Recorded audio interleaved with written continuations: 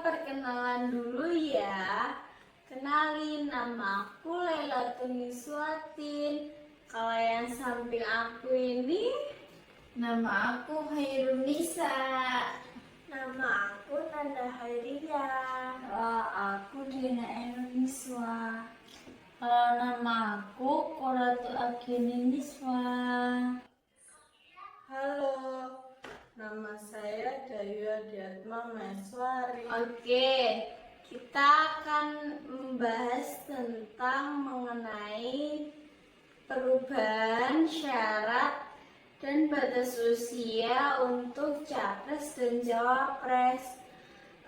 Isu ini sangat kontroversial sih di publik, soalnya ini membahas tentang usia yang lebih muda, apakah bisa memimpin negara ini dengan baik, ataukah yang lebih tua yang di atas 40 tahun itu yang lebih bisa. Kalau menurut Mbak Nisa sendiri itu bagaimana sih untuk kasus ini? Kalau saya sih setuju dengan putusan dari MK yang menyatakan bahwa seseorang yang usianya di bawah 40 tahun bisa mendaftarkan jadi capres atau cawapres asalkan dia sudah pernah menjabat sebagai kepala daerah. Tapi di tengah isu ini, Gibran Rakabuming Raka, wali kota Solo, pada saat itu masih berumur di bawah 40 tahun dan memiliki hubungan keluarga dengan Presiden Joko Widodo. Akhirnya keputusan MK yang menyebutkan bahwa batas usia minimal cawapres dan capres itu 40 tahun tetap dipertahankan. Tapi ada pengecualian, yaitu seseorang yang pernah menjadi pejabat daerah itu diperbolehkan untuk mencalonkan presiden ataupun wakil presiden. Pejabat daerah di sini seperti gubernur, presiden, ataupun wali kota. Tapi loh, harusnya nggak segampang itu disetujui oleh MK, karena kan sudah jelas ada di undang-undang. Iya benar, sama kemarin itu masa UNS yang mengajukan gugatan ke MK tentang ketidaksesuaian umur dalam mencalonkan sebagai cawapres. Bener banget sih, aku setuju kalau nggak diperbolehkan.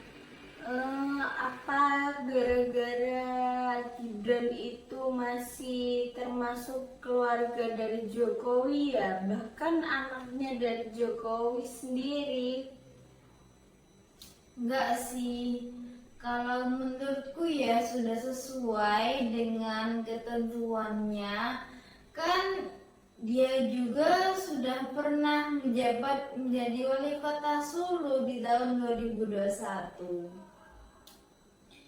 Menurutku juga udah sesuai walaupun umurnya belum mencapai 40 tahun. Tapi dalam pasal 169 huruf Q Undang-Undang Pemilu, persyaratan wapres dan cawapres minimal usianya itu 40 tahun. Ya, batas minimal 40 tahun sendiri itu seharusnya dianggap sebagai kematangan dalam emosional dan stabil dalam berpengalaman. Karena memimpin negara sendiri itu membutuhkan pengalaman yang cukup. Jadi menurut saya, kalau cawapres atau presiden itu belum di atas 40, menurut saya belum stabil dalam memimpin negara yang nasional ini.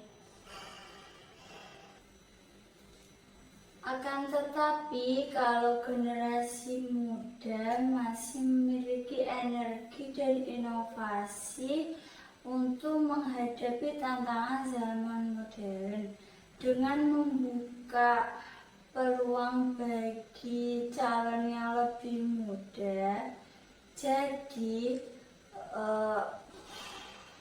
memiliki banyak pemimpin progresif untuk memulai ide-ide baru bisa muncul.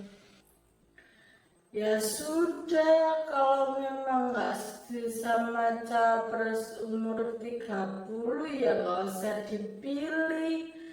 Kan semua kembali kepada pilihan rakyat. Semoga saja yang terpilih nanti bisa jadi orang yang amanah. Nah, benar sekali nih opsi dari Mbak Dahayu. Jadi kita sebagai pemilih juga harus memiliki pendirian ya teman-teman. Meskipun kita beda pilihan, kita harus tetap rukun dalam berkewarganegaraan. Oke teman-teman, see you, sampai jumpa.